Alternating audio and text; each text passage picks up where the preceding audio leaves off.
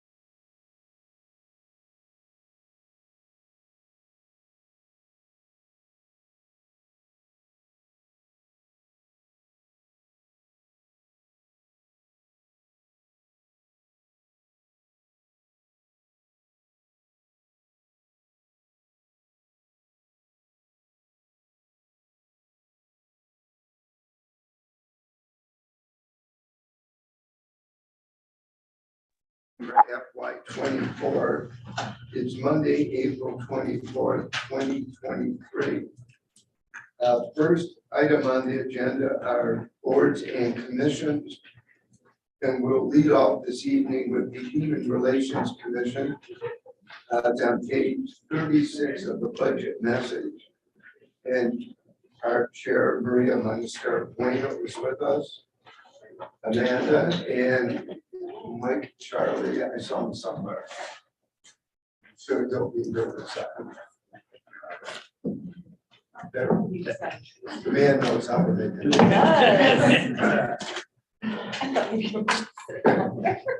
I park issues. Technology isn't my forte. So Maria. Okay. Good evening, committee members, village trustees, and staff.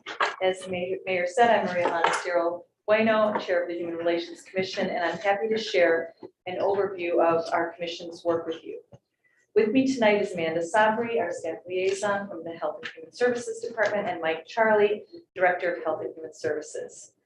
The Human Relations Commission was created to encourage understanding and respect between Skokie residents with various racial, ethnic, cultural, and religious backgrounds.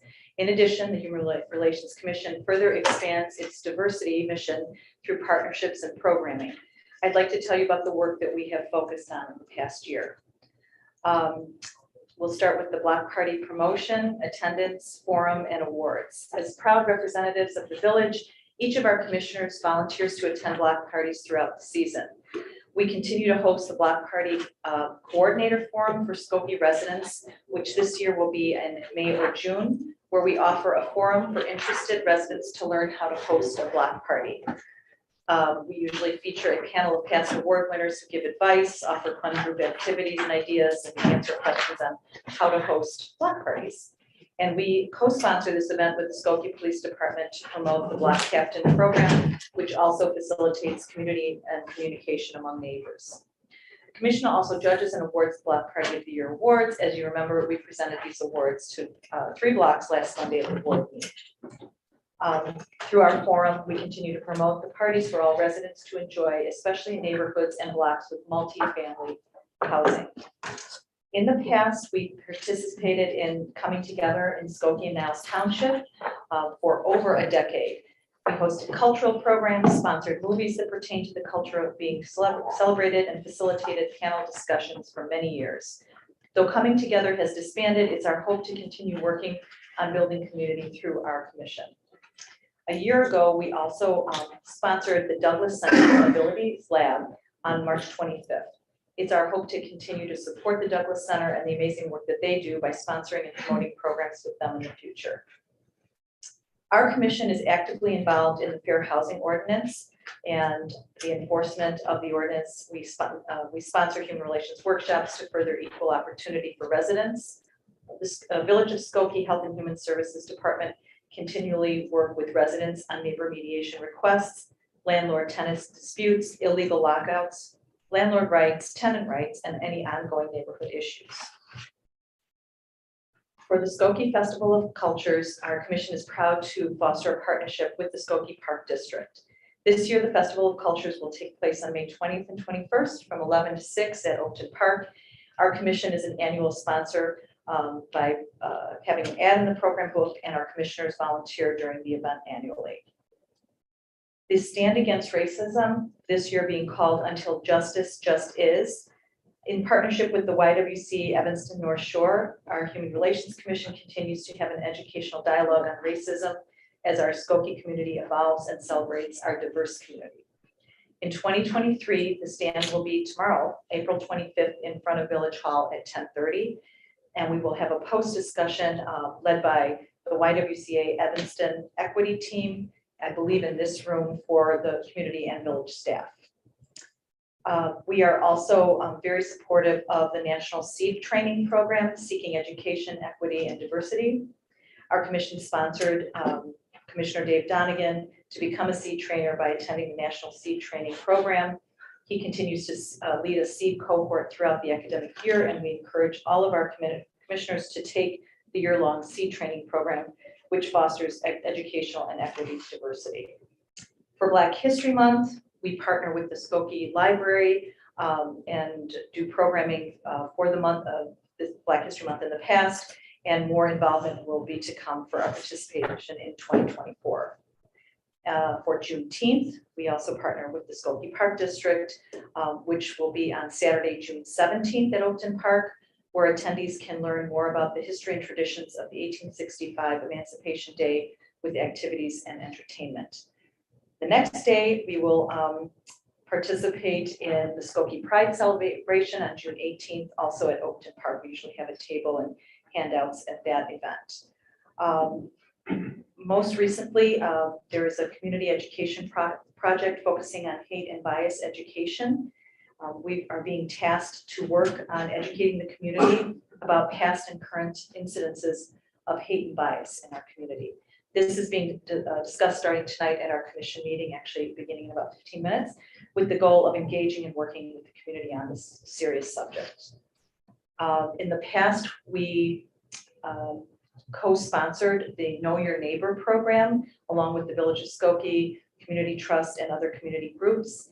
And we are currently discussing the creation of a similar program aimed at bringing together neighbors who may or may not know each other, facilitating communication and community among people who live in proximity with each other. Our hope is to foster communication and friendship among neighbors within our multicultural village. The next subject is actually something that is ongoing and I believe has been brought to your attention. It's the Skokie Village Seal Project, which we began reviewing the current Skokie Village Seal nearly a year ago. Features, as you know, an image of an Indigenous individual over an arrowhead background with Skokie's incorporation date and Village of Vision. The review was initiated after the commission heard a presentation from Kim Vigay, Executive Director of the Mitchell Museum of the American Indian in Evanston, and the Skokie resident Jasmine Bruneau, who is Director of Native American and Indigenous Affairs at Northwestern University. During the presentation, they advised that some members of both the Native American and the greater community find the image inappropriate and that the image might not be historically or culturally accurate. May not be a culturally or historically accurate representation of the Native peoples who inhabited the area that is now called Skokie. A summary of literature was presented that documents the harmful effects of Native American mascots and imagery, both of which are psychologically damaging to children and adults, both in the Native and greater communities. At the request of the village, a committee that included our commission members, village staff, Kim and Jasmine, was formed to further discuss the seal. The committee received project materials for review and was invited to a listening session at Oakton Community College on the evening of December 8th, 2022. The Mitchell Museum was instrumental in informing and inviting the Native community by distributing the project description and listening session invitation through the Chicago American Indian Community Collaborative that represents 17 Chicago area Native community groups and organizations. Representatives of the Native community attended, including several who live in Skokie and who have strong credentials and voices within the Native community. As a result of the listening session, a summary report was developed and distributed. Our committee recommendation, we met on December 19th to review and discuss the listening session. And we created a summary report, quickly reaching a consensus on the following recommendations. The current village seal is not appropriate and its use on all but essential official documents should be curtailed as soon as possible. A process to create a new village seal should begin.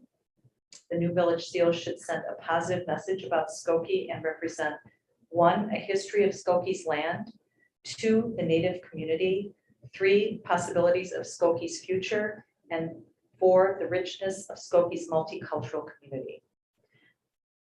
The new village seal should not contain an image of a Native American person. This is very offensive to people from that culture, those cultures, I should say. Artists from the Native community surrounding the Great Lakes should be sought and vetted to create a new village seal prototypes.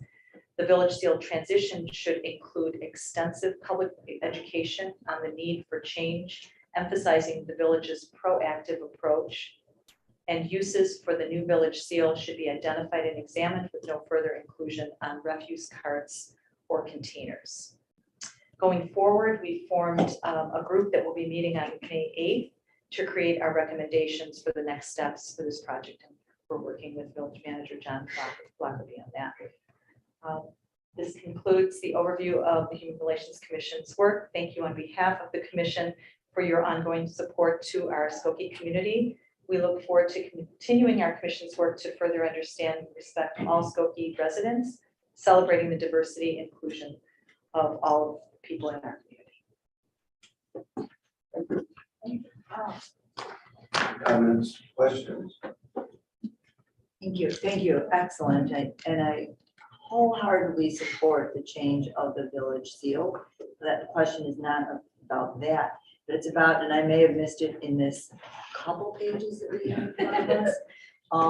But have we in the budget, is there a line item for all of the work that we have to do in changing? You know, it's our uniforms, it's our seals, there's a lot that needs to go on into it, as we should do. I want to put that on record again, but if we have a budget line item for that. There is a budget line item of $25,000 in order to start this process. We have an inventory underway of where all the seal is being used. We have stopped using the seal as was recommended by the group that reviewed this and conducted the listening session. And so as we move forward, where we are purchasing materials that have the seal, we're using an alternative. And so we're not adding to the inventory, so to speak, with the seal. But once the new seal is developed, and then any other imagery that is developed to represent the village, then we'll start to roll it out in a visual way. And so there will be in future years additional expenses associated with it. But this year, the dollar figure is really associated with developing the new seal. And so we're gonna. So in future years, we'll have to look at what we need to do to make the changes, because, you know, now that I've been aware of it, I'm looking, you know, you see our officers in uniforms, and there's just in so many places on. And I know that we have to be, you know, fiscally responsible and ensure that we can take care of it as well. Thank you. Typical question. It was great. Always. We're there. But I just want to thank the commission for your work, not only for the project, the village seal, but all the other important work as well.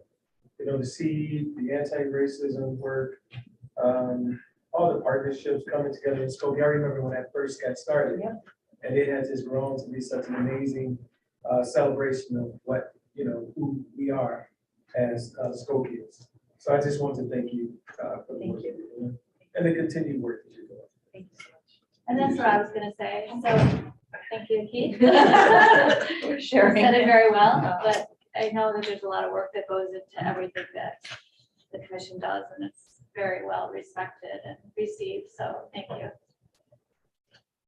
I also just want to add that not only are you doing great work, but you've also been very responsive and rising to the challenge with issues that have been presented before you as well as responding to it. Discussions about reviewing the village seal and looking at as we move forward in this project on the incident. There's a lot that's evolving, that's changing current times, and I want to thank the commission for the hard work and responsiveness. Sorry about that. So I She's just wanted to- multitasking. Yeah, because we're normally in here, but that's I okay. just want to thank you for the hard work, your responsiveness, but also you personally, Maria, because you have a busy work schedule and you not only meet with the commissioners in sharing, but you also meet outside of the commission's time and volunteer time with the committees and all those meetings that happen in between the actual commission meetings themselves, and that's completely volunteering that you're doing. In fact, I'm very regretful that tomorrow's the first stand against racism that I'm gonna miss. I have a standing 11 o'clock meeting at work, and now they put in a 10 o'clock. I cannot miss it. So I have a lot of other people that are gonna be there in my absence. So We I'm just, understand the balance. thank you. Yeah. Thank you all for being so supportive. Yeah, that's what we're gonna put out in a minute, unless anyone else has another question. Enjoy your meeting. All right, thank you all. Thank you again. Thank Thanks, you. Maria.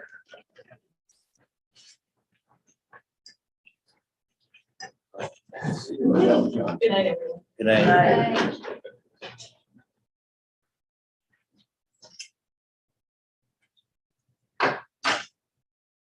back in Commission on Family Services, page 39 of the message. Hi, well, thank you all for inviting us here to talk a bit about our commission and in regard to the budget. That was a very difficult act to follow over there. That's an amazing commission and what they've managed to accomplish. Melissa Barish, you probably all know her. She's the staff liaison to our commission. Edie Susaker, of course, is the board liaison, and Mike Charlie. The Commission on Family Services provides a forum to focus on a wide range of issues concerning the most vulnerable citizens in Skokie. We recommend policies, programs, and procedures to the mayor and to the board.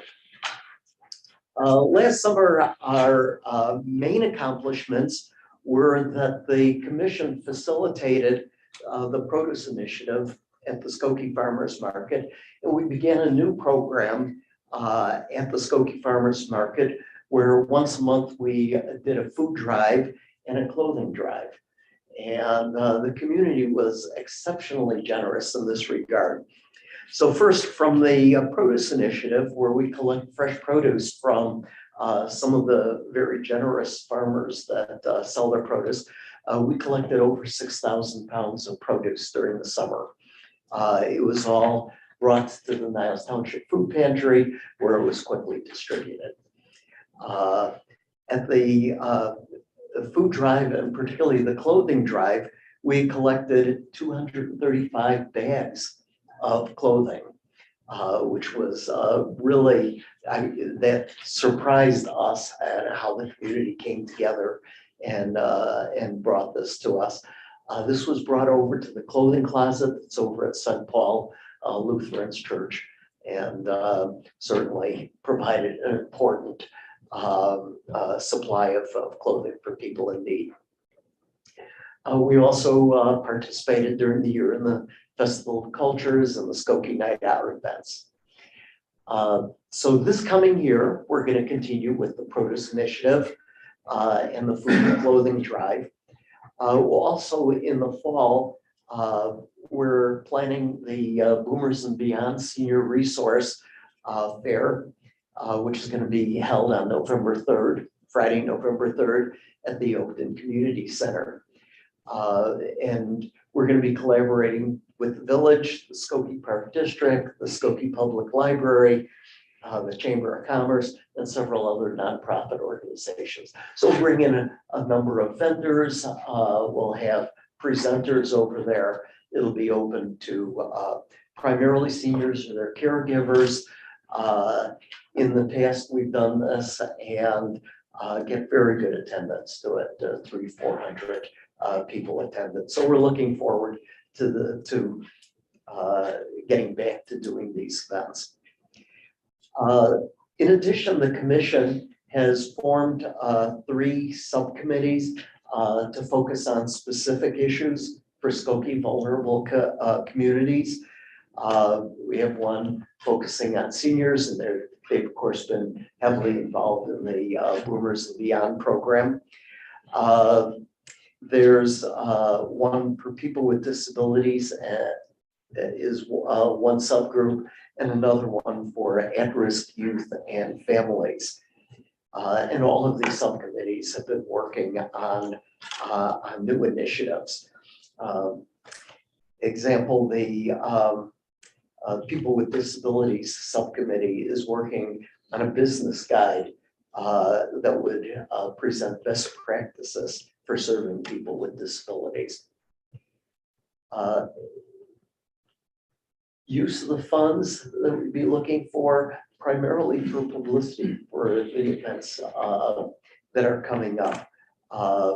The produce initiative does require some supplies to help in the collection. But the publicity for the Boomers and Beyond Senior Resource Fair and also the food pantry donation drive So together, that would amount to, I believe it's $1,200. We be distributing the promotional information at the Festival of Cultures, at the 4th of July Parade, and at the farmers market. So try to get as broad a distribution to the community. So that pretty much concludes what I had to describe. Melissa, anything Great to job, add on that? Okay, with that, I again thank the board and the mayor for allowing us to present to the group. Well, I'll thank you for all the hard work that you guys, that you do on the commission. I think the produce initiative has been such a huge success. And before the pandemic, I remember lots of people having to volunteer and schlep and on a Sunday morning, and they came out and did it.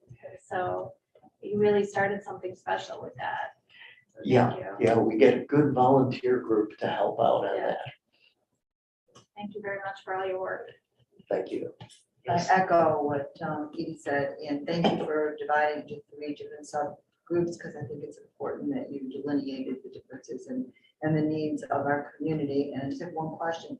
The November 3rd event for baby boomers, boomers and beyond, I think you call it, Yeah. excuse me. Is it a daytime event or evening? event? It'll be a morning event. Okay, good. Nine to Thank, that's all I noon. need. Thank you. Thank you. That's all. I was just gonna name those 3 groups too. The seniors, disabilities, and at-risk youth. I know so often, those are the folks that we forget about. And to draw attention to those groups is super special and important. And I appreciate your efforts on that. Thank you very much. I was really excited when I heard about the produce initiative, that we weren't throwing food away and we were able to get that to those in need and be able to participate in collaboration with our government and the staff involvement and the people involved to move the food and the clothing items and make that available and make this a success. It's very much appreciated. Thank you. Yeah, when we heard that some of the farmers before the initiative started, basically were throwing the food out because it wouldn't last for another week to bring it to markets again. It made it very clear how important it was for us to collect it and to get it to the food pantry quickly. You turn a negative into a positive. Absolutely, absolutely. Thank you. Good thing. Yeah, absolutely.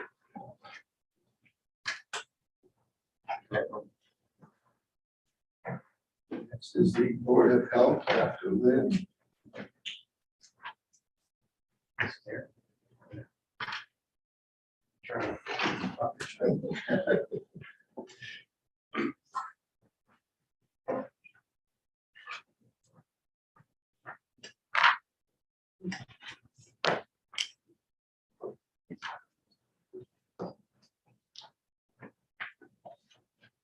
Good evening. For those who don't know me, my name is Dr. Edward Lynn, and I have the privilege of serving as the chair of the Skokie Board of Health. I'm thrilled and honored to be here tonight to present the FY24 of Board of Health budget, proposal. The Skokie Board of Health is the central part of our community responsible for ensuring that the public health needs of our residents are adequately met. We believe that everyone should have access to the resources and information necessary to maintain their health and well-being. And as a board, we work closely with key health and human services staff to discuss current and emerging public health issues and provide advice and recommendations to the director of the Health and Human Services and staff in an effort to address the public health needs of the Skokie community. Over the past year, the Board of Health has been extremely active, tackling timely and relevant topics such as the continuation of the COVID-19 saga, if you will, bike safety, childhood lead exposure, and emergency preparedness. Our meetings have included in-depth presentations from different health and human services staff on their respective program areas. This has allowed the board members to gain better understanding of their specific program areas that are being taken care of by Health and Human Services and provide an opportunity to the Board of Health to meet these talented professionals. In fiscal year 23, the Board of Health recognized 2 outstanding Skokie organizations, Tapestry 360 Health and Kids First Pediatric Practice. And they were honored with the 2023 Partners of Public Health Excellence Award for their significant contributions to the public health of our community. Now, we've also started another initiative. In order to build efforts, in order to make efforts to build additional camaraderie amongst our members, we've included a get to know your Board of Health member segment into each meeting, and are currently developing an onboarding process and a written guide to document what is needed for new members to make a smooth transition onto the board. Many of our board members have generously volunteered their time outside of our regularly scheduled meetings. Several are active participants in the Village Medical Reserve Corps, where they have volunteered at a variety of health clinics and community events. And additionally, the Board of Health Vice Chair, Sybil Yao, and I are active participants in the I-Plan, a community health needs assessment process. With Sybil serving on the I-Plan Steering Committee, which is the Skokie Health Equity Network. Additionally, Sybil and I are actively involved in the I-Plan's action team meetings. As we move forward, the Board of Health remains committed to serving the village in an advisory capacity, providing feedback to the village board, the mayor, the Health and Human Services Department, and participating in the I-Plan Community Health Needs Assessment process, as I mentioned. Additionally, the volunteering at the various health clinics and community events, we hope to even expand as we want the Medical Reserve Corps to go to the next level. As I mentioned when I came in, I'm really proud to be on the Board of Health and Services Chair, and I'm happy to answer any questions that you may have at this time. Just knowing how busy you are, I just thank you for volunteering your time with us. I appreciate it. Well, when I made the decision, and the mayor and I have had conversations probably for over 10 years at different times when I was active at Rush North Shore. And I didn't have the time. But now in this portion of my life, I welcome the opportunity to give back to a community that I've been living in since 1978.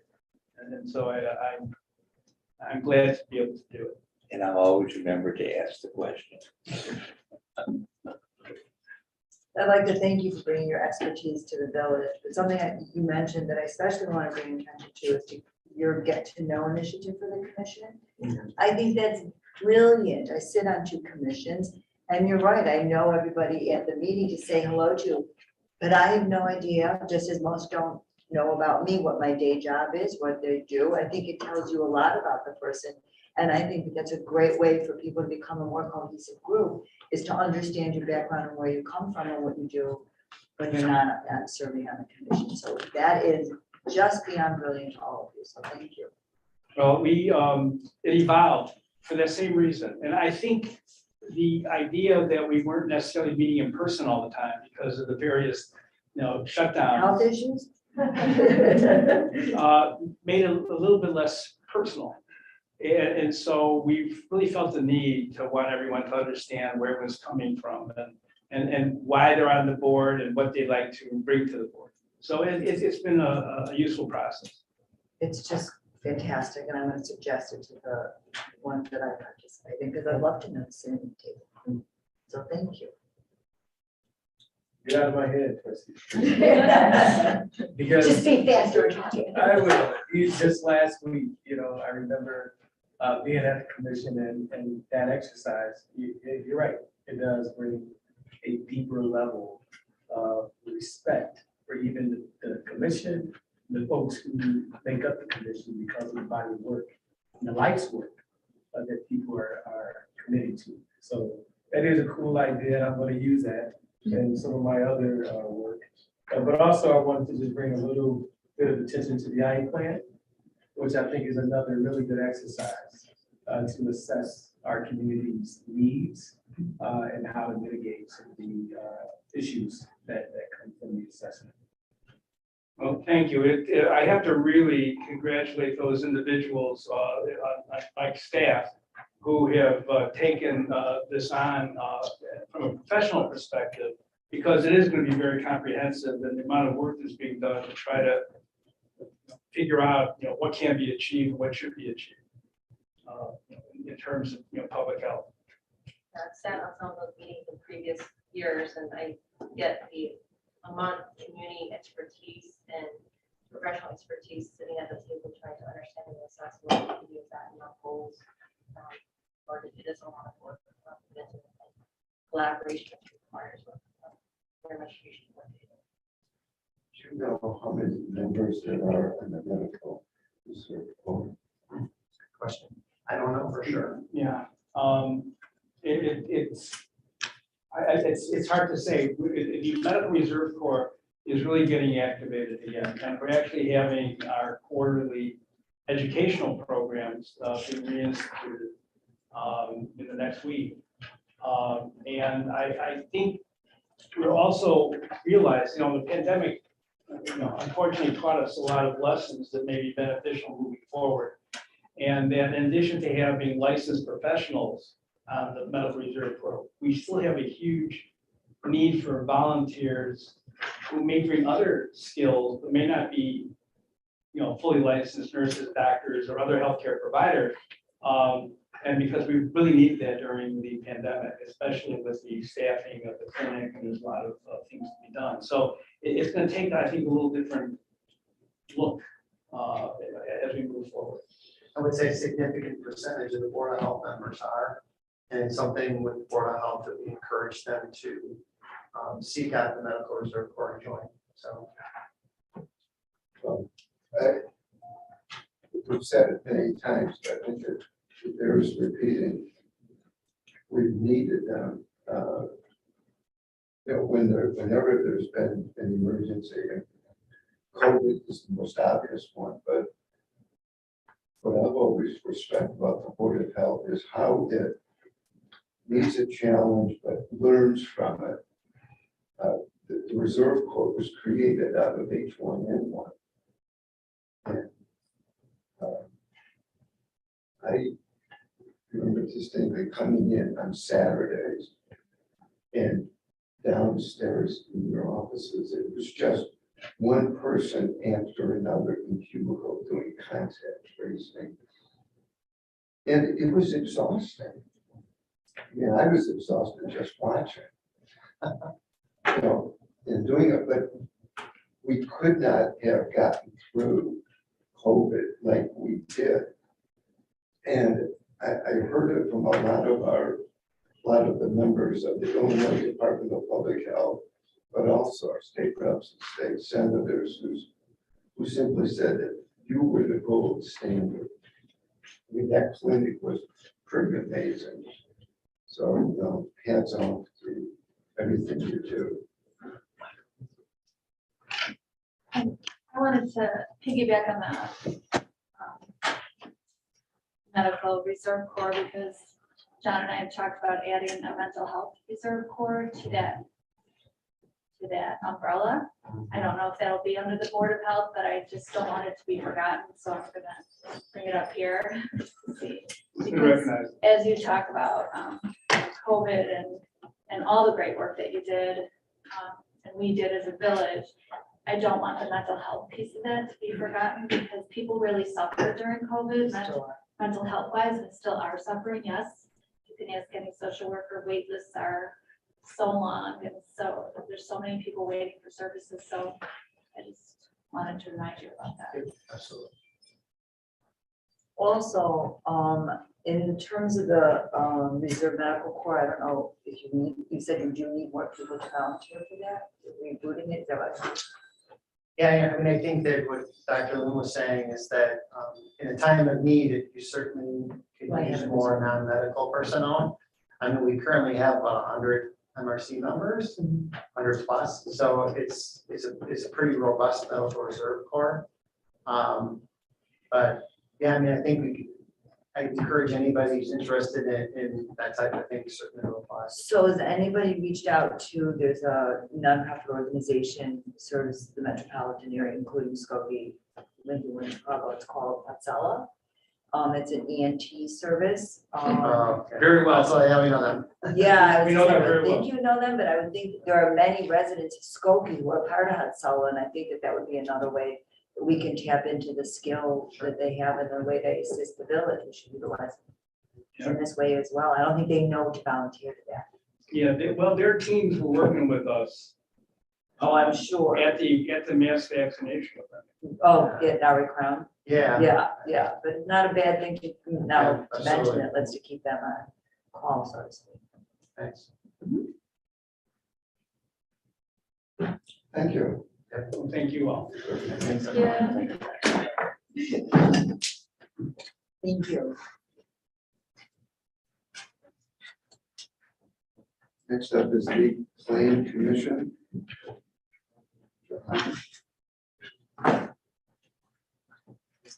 Page 35.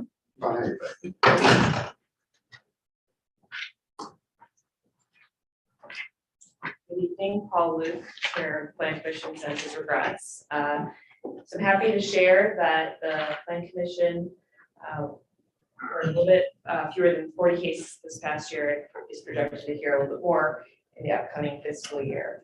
As the body that gives the board advice on land use matters and makes recommendations on the comprehensive plan and sets recommendations for policies as it relates to new development. We had a pretty robust year.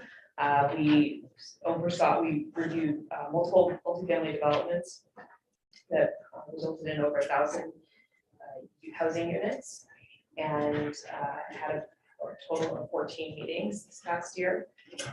And is looking forward to more work as we look at how we implement some of the recommendations that have been made on affordable housing and the sustainability work that we look to put into the comprehensive plan and other code changes as we move forward. Pretty brief report, and happy to answer any questions. Just thanks for tackling the difficult stuff. You guys have done a great job.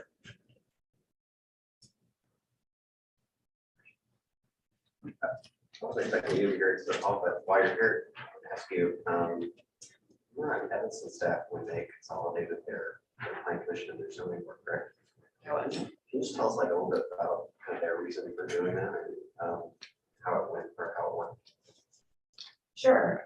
So the Plan Commission and the former zoning board in Evanston was pretty different than what is here. Here, the Plan Commission already deals with special use cases. In Evanston, the ZBA was dealing with special use cases. So really, you had a bit of a different kind of split of duties.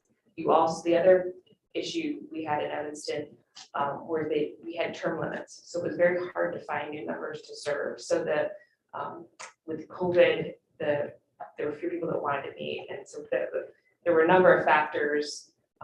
Just the nature of development in Evanston is why those two were combined.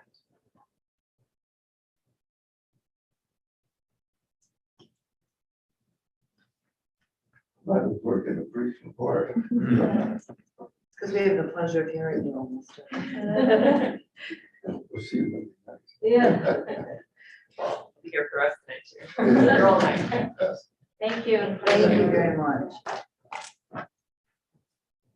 And speaking of the zoning board, Brian O'Donnell and Brian Augustine, the Brian Show.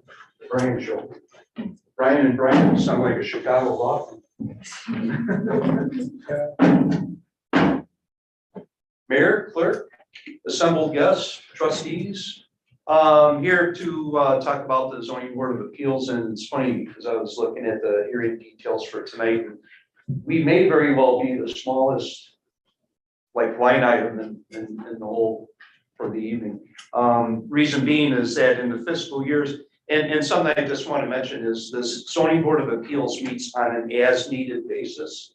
So we only convene when there's an actual need for us to be there, as opposed to some of the other organizations like Human Relations, Family Services, Board of Health, that meet to initiate certain things. We meet when things are being brought to us for a final disposition for people seeking relief from the strict terms of our zoning ordinances. So that is when they don't get things resolved with staff ahead of time, which is always preferable.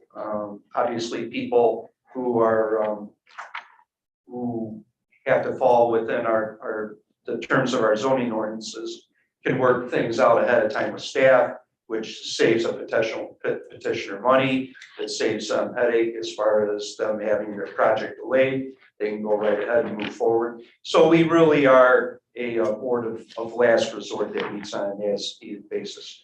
To kind of elaborate on that, in fiscal year 2023, we had 2 new cases, a residential floor area ratio request and 1 residential parking variation. And that was actually, if I remember, that was for a small business. A dentist office was moving into a location, a vacant location on Dempster, where a vacuum cleaner retailer was there for like decades, I want to say, very long time. So we were able to hear his case. It was judged not to have an adverse effect to the residents of that area. So we were able to grant the request, and which is good. We need to have small business in Skokie. Compare that to fiscal year 2022, where we had 7 cases, an impermeable surface case, 2 residential setback cases, 1 non-residential building coverage, and 3 non-residential parking requests. To kind of put it into a different perspective, like so far this calendar year, I know we're talking fiscal year, but this calendar year, we've had 1 meeting and 1 case to date. In 2022, we had 3 cases and 3 meetings. And in 2021, we had 5 meetings for the calendar year. And that's out of a potential case or meeting of 24 meetings. So as I said, we may very well be the smallest line item that you'll see tonight.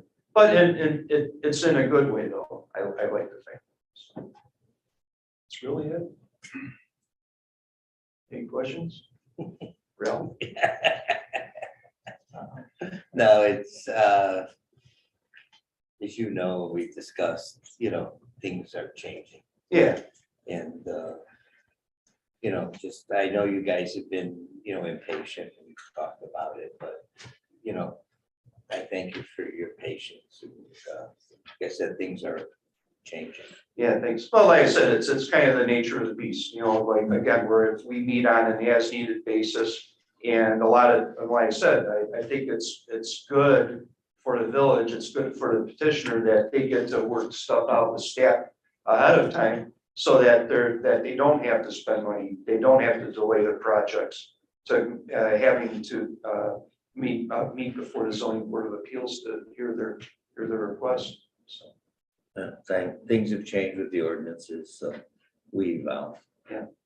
I was gonna ask if there's been trends that you've seen in terms over the years, the types of issues that are coming before the ZBA or just before it gets to the ZBA.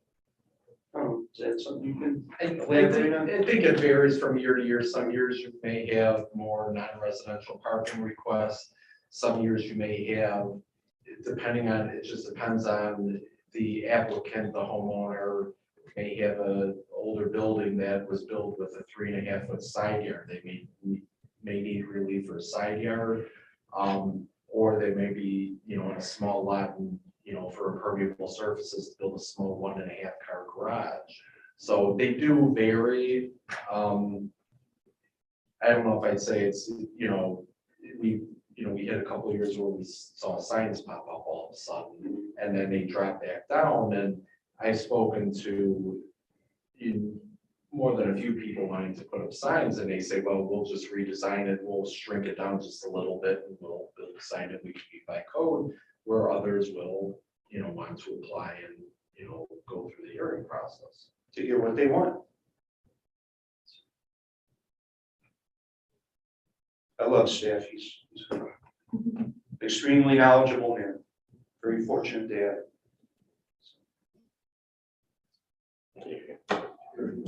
Thank you. Thank you. All right.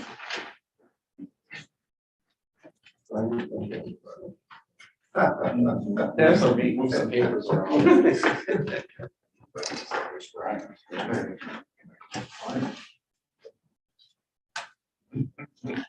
The appearance commission, 38 in the message. Hello, everyone. Welcome. This is, I don't know, over 20 of these, right, Mayor, that I've been submitted for. For anyone who doesn't know me, I'm Mike Link. I'm the chair of the Appearance Commission. I think that kind of speaks for itself what we do. We review the cases before permits granted for residential cases, commercial cases, and the like. And last year we did 99 cases. So we're kind of the first step in the process.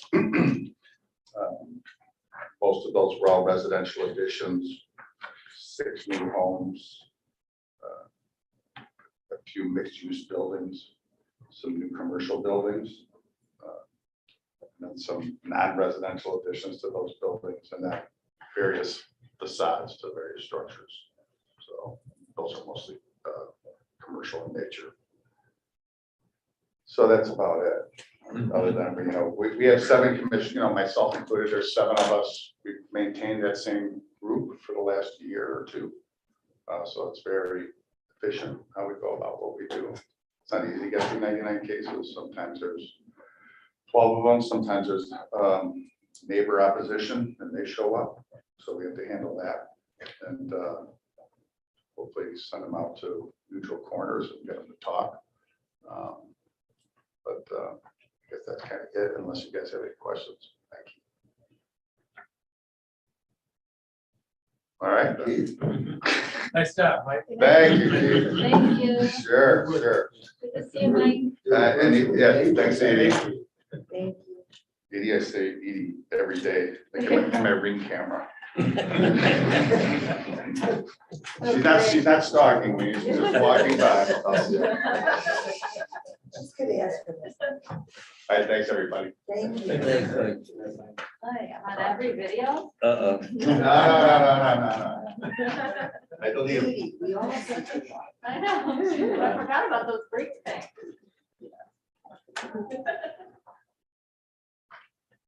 Public Safety Commission. Paul Sure. Tallis and Russ. Anyway, I was gonna apologize for living in like this, but I say it right in. It's Mother Nature telling you you did something wrong. Thank you, Your Honor. Glad to be here. Hello, everybody. Oh, wow. We have some news and some old news, new news.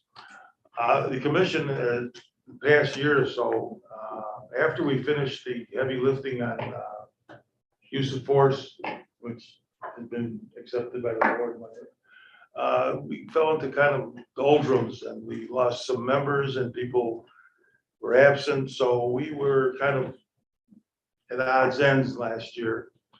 And thanks to the mayor, we now have 5 new members and they are very enthusiastic at this point.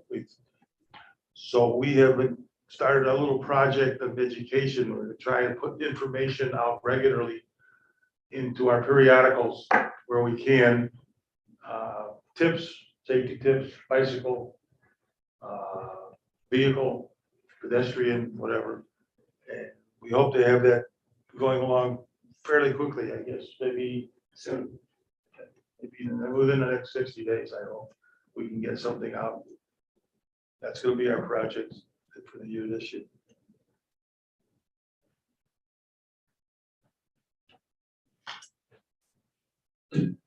Keith? Thanks, You have a Paul. chance to go. I get the same reaction from my commission. Don't worry about it. So the bicycle safety day, I think that's a great community and also getting young people involved early on in the game. We haven't done anything with the bicycle safety day. This is 00000 on the attendance. It says workload indicators, bicycle safety attendance. We have not done that in a couple of years. Yeah. Was that a different one than that was, who's the one who sponsored that? I think one? maybe the police may have done this. I'm not sure Okay. that it came out of the commission. Okay. I'm confused as well. The commission did it historically, and then a few years Yeah. back, police took it. Okay, Right. yeah. There was a time, I love giving history because I'm so old. There was a time when we had a younger commission and more enthusiastic, and we had bicycle rodeos every year. We would give away 2 bicycles, your children would come and get their bicycles checked. We'd have their helmets checked. Yep. And we'd have the police there, we had the fire department there, we had a bicycle shop. Skokie would come out and help us.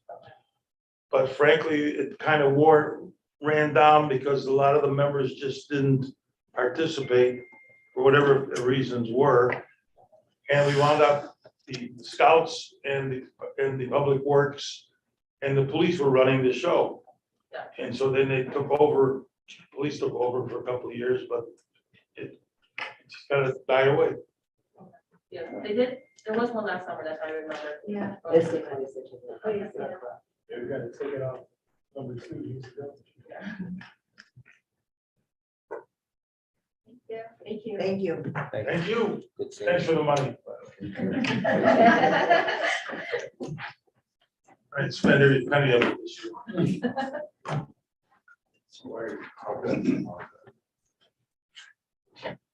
Fine arts and other meeting.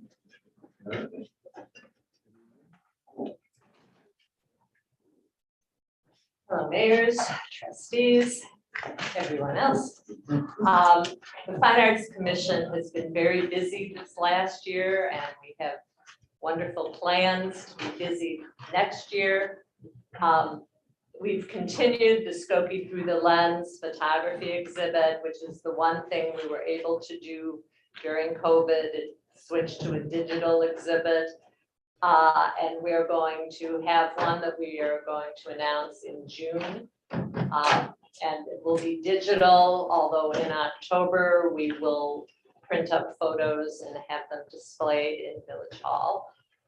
We just finished our SOAR exhibition, that Student Outstanding Artist Recognition, which we had at Oakton Community College in their gallery space.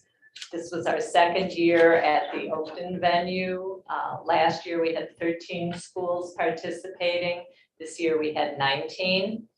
And we had a reception, kind of an open house reception at the midpoint that Mayor Van Dusen came to, and the students were very excited that the mayor was going to be there and that they'd get to take a picture with the mayor. I hope that many of you got to see the exhibit. If you did not, it's on our website, and we plan to be back there next March for Youth Arts Month to do that again. We've had Artistic Excellence Awards that we give every year to an outstanding individual and group who have contributed to the arts in Skokie. So this past year, the group award went to Robin Horowitz for the Devonshire Cultural Arts Center, and the individual award went to Jennifer Page from Niles North for her orchestra program, and also setting up orchestra programs in a few of the junior high feeder schools who did not have them. Something new that we did this year was a storytelling event that we had in February at Take Flight Spirits. We had 12 storytellers come, and it was a great success. We're going to do that again in October. And another new thing that we are doing this year is we are going to participate in National Arts and Humanities Month, which is in October. So some municipalities do their own thing, and Skokie is going to begin that. We have a poster which will have a QR code, and what that's about, we're creating a digital calendar. We're reaching out to a lot of different stakeholders and performance venues, galleries, businesses that might host different arts events. And we will put together a digital calendar, which will be searchable in a few different ways. People could search for events on October 15th, or dance events, or family-friendly events. It'll all be there. And we will also do a few things like our second storytelling event. You know, and we'll have the hard copies of our photos will be on display in October. So we're not doing a lot of original programming, but we're more promoting what's already going on in the village. So that's a new thing that we're doing that we're very excited about. Another new thing that we hope to do, which is really an old thing, is we would love to reinstate our grant program. We took a hiatus during the pandemic. We needed to do that, but we're hoping that the village will give us funds so that we can reinstate that, particularly the cultural arts grants for the schools. In past years, those were used both to help bring performers in for assemblies and also to sponsor artists in residence. And artists in residence come for maybe a few weeks, and it might be a musician. It might be someone who would help with students on creative writing and then dramatize their stories. It could be a muralist. There are schools in Skokie that have some murals and mosaics that were done by these artists in residence. So these are programs that are above and beyond anything that would be part of the normal curriculum. But the kids love it. It's a great enrichment opportunity. So we're hoping that the village can return to funding those for us. That would be great. Any questions? Question. Just love how you're expanding the fine arts. We're very excited, and as other people have mentioned, we also have new members on our commission who are volunteering for a lot of subcommittees and have great ideas and come from different backgrounds, and that really helps to energize things. So we're excited about all of this. Why don't you tell everybody how long you've been involved with the fine arts commission? That just points out how old I am, Ralph. How young you are. It's been over 30 years. It's been a long time. I was just a child. But I'm very happy to be here and to do this. And I thank you all for your continued support of the arts in Skokie. It means a lot. It reaches a lot of people. So we appreciate it. Especially those grants. Mm-hmm, definitely. Thank you. Thank you. You're welcome. Thank you.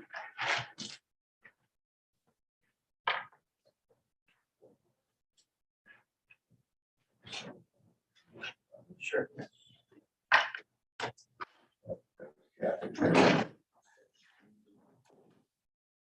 Beautification and improvement, page 37 in the message.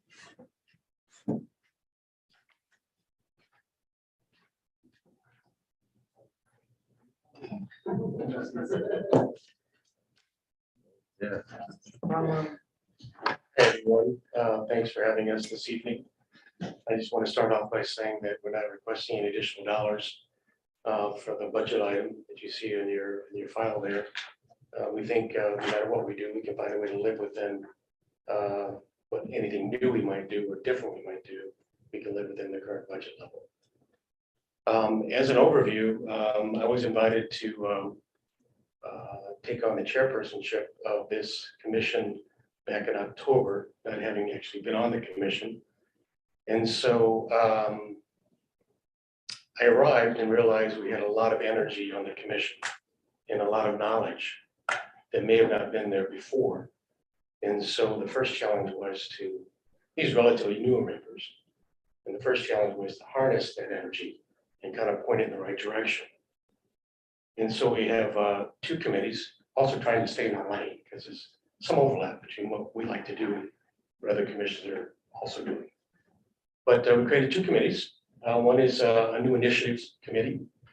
And the second committee is an education committee. In terms of the education committee, because much of what we think or envision that we'll be doing in the future relate to educating our residents about sustainable gardening and landscape practices, mainly native plantings and that sort of thing. And so we had our first event at the library. They said it was one of the most well-attended events on a native plant speaker. And we have another similar event coming up at the library in September. And we do the best we can on our own in conjunction with the library to help promote that event.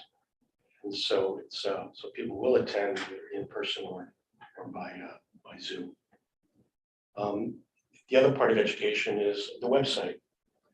Hopefully in the near future, maybe Kathy might have some further insights on this.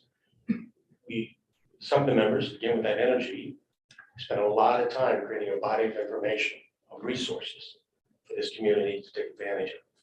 And to park that resources on our website, which by the way has been revamped, with a new look and a new feel. A new a purpose or about statement, still including what the ordinance says, not omitting that. But it gives a better idea of where we're coming from and the direction that we're going. And then additional activities on the website. And then of course, our awards program, which is the signature piece of what this commission has done for so many years. And we took a recommendation from this phenomenal sustainability plan that the village has adopted, recommending that we take a second look, a fresh look at that awards program to see how we can incentivize the residents and businesses and organizations of Skokie to get involved in more of these sustainable plantings and landscaping and gardening. That new initiatives committee spent a lot of work on it. And we were just about ready to announce, I think, the nominations for those awards begin June 15th, I think. So we will soon announce, go to the website, check out the new program. So big emphasis on native plantings, rain gardens, whatever someone's willing to do in the front of their yard, because we're not scoping out the backyards or side yards of people. And there's going to be some training involved with some of the judges and the people scouting properties, because we're not all horticulturalists or botanists or anything like that. We do have still some very knowledgeable people on the commission, because there's a new category called pollinator garden, or excuse me, pollinator pantry. Yes. Right. And you're talking to a guy that can't tell you the difference between a perennial or an annual, right? So, because I'm helping run the meeting and learning along the way. So we have some people that are going to help us understand that and so much more, so we can better judge these properties. So excited about that new addition. Different than past years, we've also weighed a little bit on not just the programming side, but maybe some of the policy side. We spent a lot of time crafting a sample weed ordinance, because we wanted to be involved at the front end of what the village is trying to do, not just the back end, not just in a position to just sign off on something, but really want to engage our thoughts about where weed ordinance ought to go. Much of that language from that crafted sample ordinance is borrowed from Green Bay, which is a model ordinance already out there, and I think village staff has already stumbled into that particular ordinance too, as they begin thinking more and more about perhaps a new village weed ordinance.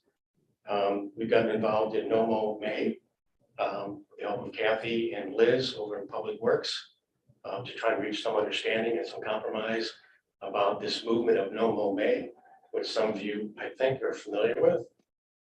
Kind of giving some of the pollinators a chance to get started in the new season by not necessarily mowing your grass like right away, but letting your grass grow a little bit, but keeping in mind what the correct ordinance still states. And then we've had communications help out on that as well. With the No Mow May, it's not technically a No Mow May, it's a delay in May. until Mother's Day, so it's approximately 2 weeks that we'd like residents, if at all possible, to talk to the landscapers or to not personally mow those first 2 weeks of May if possible. We've even proposed a residential tree incentive program. Some of these things down the line, we get that. We continue to develop new ideas and try and put them together and see how it lands on a trial basis. What was the one that you just mentioned? A tree incentive? Oh, it's a residential tree incentive program. So the experts in the village will take a look at, what their proposal looks like and the feasibility and the details of that. It's borrowed from a Glenview program and like an Olympia Fields program. I think it might be this year, maybe next year, something in the works to perhaps let those owning private properties, if they choose to plant a tree in their own yard as opposed to parkway, there'd be some kind of incentive to do that. One of the good points that have been made is that a lot of the Skokie lots are very small and probably have a lot of trees on them already. And so it's been brought to our attention that the institutions, the organizations, places of worship, the businesses that have open space, maybe that's a way to get those trees planted to achieve, again, from a sustainability plan, the tree canopy goal. And that's something that now that the awards program is out of the way, that the initiatives committee is working on and tinkering with, is how can we help the village and public works help meet that goal of the tree canopy over time. And not just as advocates, but actually rolling up our sleeves and maybe helping with the execution of that plan to provide assistance as a commission. We got Arbor Day coming up. We've expanded what Arbor Day means to the commission, develop a little bit more programming around Arbor Day. So this year it'll be at Elizabeth Meyer School, and the mayor will be reading a phenomenal award-winning book on trees for kids on a big whiteboard digital screen to 50 preschoolers in the library at Meyer School. And then we'll go outside and Kathy and her team will plant a couple of great trees with about 95 kindergartners out there and hopefully some members of the public. So if you want to, join the mayor for a read along, don't hesitate to come on by for that. And then finally, we'll keep on doing the parade. We're one of the few traditional floats in the parade. We'll keep on doing that, but as a new person, I'd like to see if we jazz it up a little bit. So you might see me in a butterfly costume on parade day and others. I've already tried one on for size, it looks pretty good. That's worth seeing. Yeah, definitely. Yeah. We'll raise your budget just for Okay. that. It's $10 costume that we're all paying for out of our own pockets because I don't think John wants to buy butterfly costumes. So anyway, and then we've also welcomed other commissions within reason to actually join us as part of that parade. So I think Family Services, Harold from Family, you'll have a small crew with us on parade day as well. So, we started out the year when I got there with a kind of a brainstorming session, and that list is rather long. So, some other things will certainly come up in this year and future years, and hopefully some of those ideas won't scare you away. That's my synopsis of where the commission's at. Kathy, would you like to add anything? Thanks. Any questions at all? I like the new awards, the sustainability idea. I like that a lot. Yeah. May want to mention about the new time unit. They hope to have. Ordinarily, there's a long period between when the winners are determined and when they're actually recognized. And I don't know how that came to be. It seems like a very long time. We had a great awards night. Thanks everybody that was there. But this coming year, we'll be back in October, if you let us. to do the awards in October. And so we'll be a little busier putting it all together and condensing what needs to be done in a shorter period of time, starting June 15th until July 15th. Is actually the viewing of properties and evaluating of the nominations that come in, and then the judging part and the prep for an awards night. Yeah, I was just going to, like, you've been there since October. Sounds like you've been around for a while. You clearly been. I was doing a few things before October, yeah. No, yeah, but I appreciate you kind of stepping in and helping out. Good leadership is good leadership. Mhm. So I appreciate, what you've done and how you led and the work you put into to get up to speed with the work. It helps you when you're retired. No, yeah. And Kathy, of course, I mean, you personally come out and help with some of the things that I am with, so I appreciate your continued. Yeah. support. Thank you. Kathy's also been a great asset to this commission and also her knowledge in the room. Yeah. Oh, yeah. Since you can't always count on having enough knowledge in the room. So thank you, Trustee Robinson. Thank you. Because you echoed what I was gonna say, and it sounds like though you're new, you're not, because what your leadership is great because you engage the committee. It doesn't make a difference if you sit on the committee, or not, you know how to get people interested and excited and create, the committees to keep it moving forward. So Yeah, and their workhorses, those committee members like that. Yeah. So, good, they'll keep you in mind. yeah. Thank you for everything. Thank you. Thank you. Sure. See you Friday. It's okay with everybody. I'd like to take consumer affairs, community development, and economic development next. Together, all three will be with Johanna.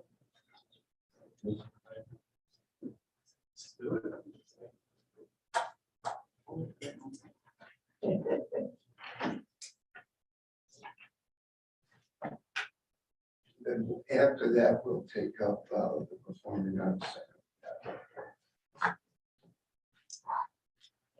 Good evening again.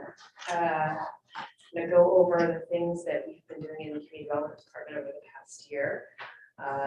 Cover the planning services, team activities, economic development, and then building inspection services, which is one of the forward-facing teams of the village. And you may not get to do all the wonderful things that we're hearing tonight with the village, but you might just come in for a building permit someday. So lots of good stuff happening after. As I mentioned during the planning commission presentation, the village has approved over 1,000 residential units in the past year through 4 separate developments. And within those developments, we were able to establish 26 units that will be on-site affordable units, 16 at 100% of area median income and 10 at 80% of area median income. And these are all mixed-use developments and include 50,000 square feet of commercial space across the 4 developments. We continue to maintain an optimistic perspective on the economy and the potential redevelopment of several key sites. This includes 4600 Main Street, as well as the work that we anticipate seeing more to come on the north side of Wilshire. There's been work underway with the implementation of the sustainability plan. But before that, before we started that, we adopted a new chapter in the comprehensive plan, the first in quite a while, the environment chapter. This will create more space to provide further updates to the comprehensive plan that will include our current sustainability plan. And this is the document that articulates the village's future for redevelopment and development and growth in our community. Bird strike mitigation ordinance has been adopted and is effective now for new developments. Glass and lighting and other building features have to maintain certain standards in order to not be hazardous to birds migrating through our region. This applies to commercial, industrial, and multifamily housing. When we have a lot of big activities, we have some smaller activities. Some of that can be found on Main Street. We continue to work to create a comprehensive plan for that neighborhood with the $600,000 grant from the state of Illinois for investment. We have solicited consultants to go and revision what opportunities might be there and look at ways to give facelift to those buildings and create activation spaces. We've heard several different spaces, that these are important pieces of that planning, is to create people space in that neighborhood. So we look forward to doing more in the coming fiscal year to activate that area. As we've talked about at other board meetings, we've spent quite a bit of time on affordable housing with 4 meetings at the Plan Commission, with presentation to the board on April 17th. And we look forward to further discussion on May 1st and work on the implementation of the affordable housing policy. We will continue those efforts, and we look forward to bringing new housing opportunities and preserving the existing affordable housing. So last week at the Plan Commission, we talked at the end of the meeting about potential drive-through policies to encourage less automobile traffic, but also encourage ways to sustain these businesses in our community and support our pedestrian environment and the space that people need for both cars and vehicles, and with a mind to keeping an eye on emissions, to reduce the emissions that are created by these uses. In terms of economic development, I mentioned it earlier, the work at Old Orchard, not just residential and medical office coming, but also things that are already in place. New retailers are in place. If you've been by Old Orchard lately, they show a big "Pardon Our Dust" sign. There's a lot of work happening at the former Lord Taylor Box with new retailers, but also the dining destinations. Bar Sienna, Capitol Grill, Molly's Cupcakes, great businesses that continue to build the next chapter for Old Orchard. In addition to the work of, I mentioned with the 1,000 units that have yet to be built, we've continued to stabilize and build our multifamily neighborhood in downtown Skokie. This is important to create a walkable, thriving downtown. That multifamily housing is proving up the market to create a vibrant continue to create a vibrant downtown. But perhaps one of the more exciting parts of economic development is the day-to-day work we get to do in small businesses. I think that is really what makes the spirit of Skokie, as the mayor said on Friday, it is State of the Village, is the excitement that people have about this community. And we get that when we get to go visit small businesses. So one of the programs that we worked on for the past year was the utilization of ARPA funds to establish the Skokie Emerging Small Business Assistance Program. And it's a startup fund that we fund a business up to $15,000, women or businesses owned by people of color, to support small little activities, advertising, bookkeeping, business coaching. Sometimes people have a really great idea. They can make this really great, or they know they're really good at making something on Etsy and maybe selling it, but they don't know how to move that to their business to the next level. So this little fund is designed to help those small leaps that make a big difference in that business's life. So to date, we've given out 9 of these and spent about $103,000 on that fund.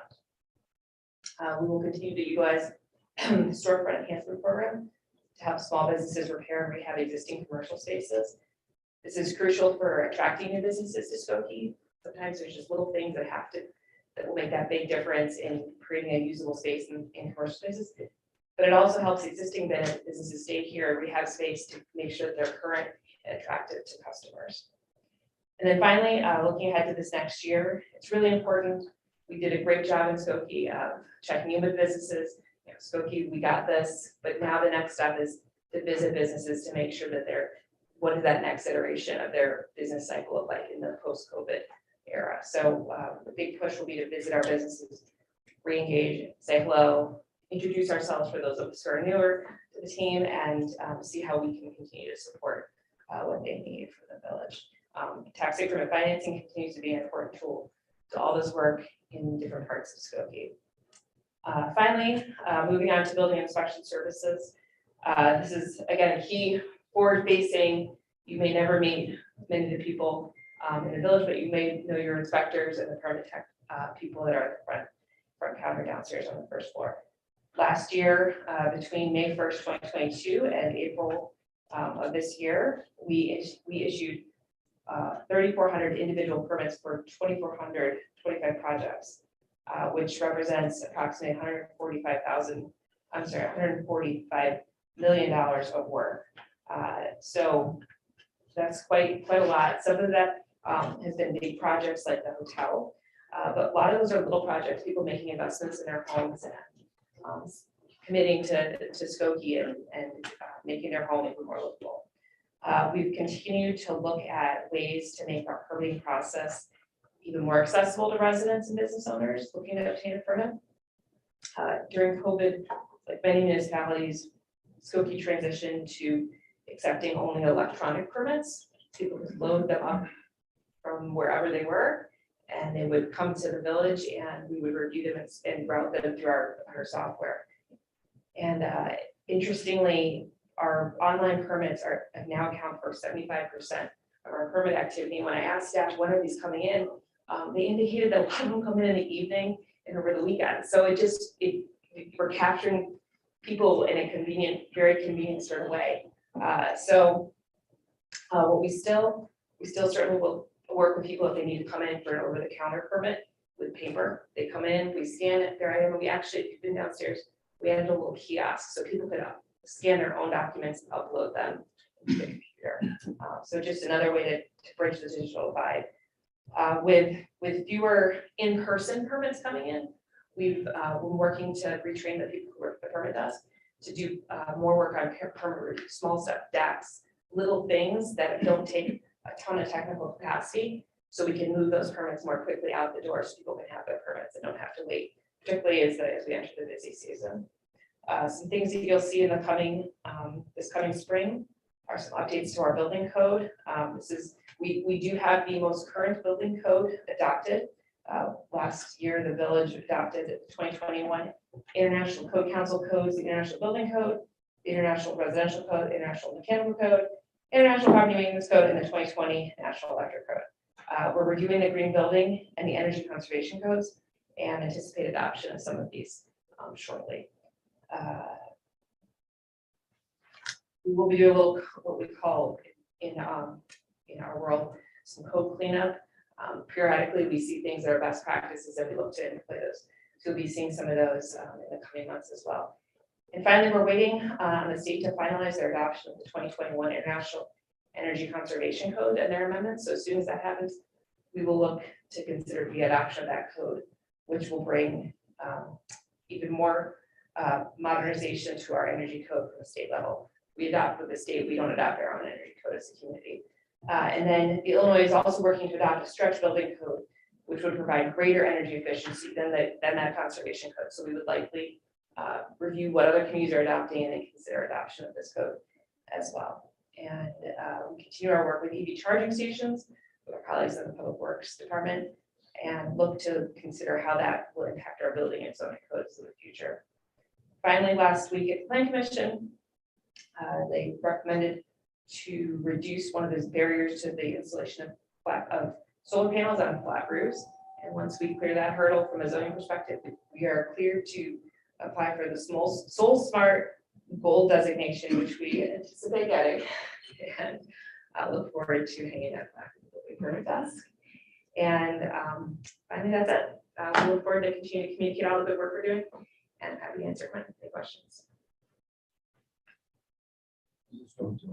Yeah, thank you.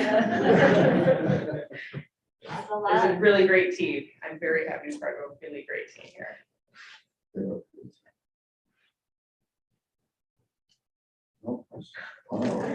Just thank you. Thank you so Yeah. much. Yeah.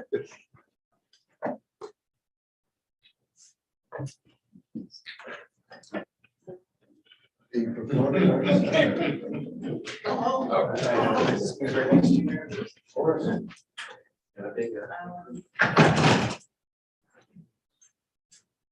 Maybe each of you could introduce yourself. Yeah.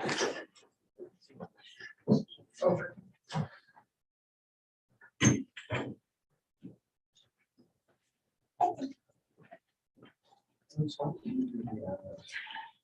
Sure. Introduce everybody. Well, my name's Alex Grant. I'm the management analyst in the manager's office. I'm joined here tonight with Lynn Cannon, our new executive director of the center, HR Cook, the regional vice president of Venue Works, Carrie Goulet, the chair of the Performing Arts Center board, and Mike Peel, the vice president of financial services for Venue Works. Before I turn it over to them to present their budget, I just want to thank the board for the opportunity to be the staff liaison to the Performing Arts Center. and for Lynn and her staff and the entire VenueWorks team and Terry for making my transition so seamless and tennis retiring. I've had some big shoes to fill. And they've made learning the operations and the programming and everything so easy, and I can truly rest easy knowing that the center is in their hands. So thank you. And with that, I'll turn it over to you guys. Thank you. Again, HR Cook, Regional Vice President of VenueWorks, representing VenueWorks with my field. Thank you very much for allowing VenueWorks to be a part of your community and a part of the future for the Performing Arts Center. With Lynn at the helm, you are in for a treat for this first full year with the village, with VenueWorks at the helm. So again, I just came to just say thank you. Really like of all the venues that I oversee, this is the one I like coming to. Well, obviously, the venue itself is amazing, and I'm thrilled to be here as well. VenueWorks just took over operation as of July 1st last year, as you all know. So we've spent the last, 10 months, almost 10 months, transitioning and changing and evaluating and reinvigorating the center. So we obviously worked with the staff at the center and transitioned all of them into VenueWorks employees. So everybody was able to transition over to our staff. We have a new ticketing system, which has been a transition to understand and learn to operate that. And then the reporting channels, the way the reporting has changed from where it used to be till today, including a new hire of a business manager on site who takes care of all of our financials and human resources concerns. So we have somebody in the building to help us with that as well. In December, Michael Pollack decided to take a new position and he resigned as the executive director of the center, which opened the door for me to be able to come back to Illinois. I have been working with VenueWorks since 2016 at 2 of their other venues, most recently in Jefferson City, Missouri. But I am from Schaumburg. I grew up in Schaumburg. I raised my family in Palatine. So I was so excited to be able to come back to Illinois, to be able to be closer to home closer to family, and closer to friends. So this has been a great opportunity for me, and I really appreciate it. When we took over, Ticketmaster became our ticketing system. So I have some information about Ticketmaster and how they have been able to provide us with some data about people who purchase tickets at our venue. Since September, they've been our ticket provider. So some of these numbers aren't for a full year. But since September, we have identified approximately 8,300 unique ticket buyers. So those are the people who made the purchase of obviously more than one ticket in most cases. They're generally married with children, about 58% of them. 62% are educated at the college level or higher, and they tend to be female over male, about 58 to 42%. We have noticed that 79% of the people who purchase tickets from us buy them online or on the internet, or online or on their mobile devices. So that's quite a large number of people who spend the time just picking up their tickets online instead of coming to our box office. But the other 21%, including a great number of the subscribers for our 2 theater companies, buy through our box office. So they are on the phone and coming to our windows at the box office practically every single day. Let's see, what other data do I have here for you? We talked a little bit in our packet about our programming highlights from last year. We had 25 unique artists with over 34 performances that sold 25,000 tickets valued at over $1.2 million, just as part of our feature series. Our youth theater series brought in more than 5,000 students, and this is really a resurgence of finally the kids are able to take field trips again. And so growing that youth theater program back to the level that it had been previously is one of the key performance metrics that we're working on now. We reached out to over 200 schools and 30 communities and managed to see over 5,000 kids in those shows. In those charts in our package, if you notice the data in there, the fiscal year 23 budget included the 2 extra months that PFM was the management company, and then that was 23 budget, and then FY22. FY22 to 23. It's always because these dates don't coincide with the year. So FY22 had the 14-month budget, FY23 had the 10-month budget. So when you look at the number of shows, you'll see a discrepancy on the 22 much higher than 23.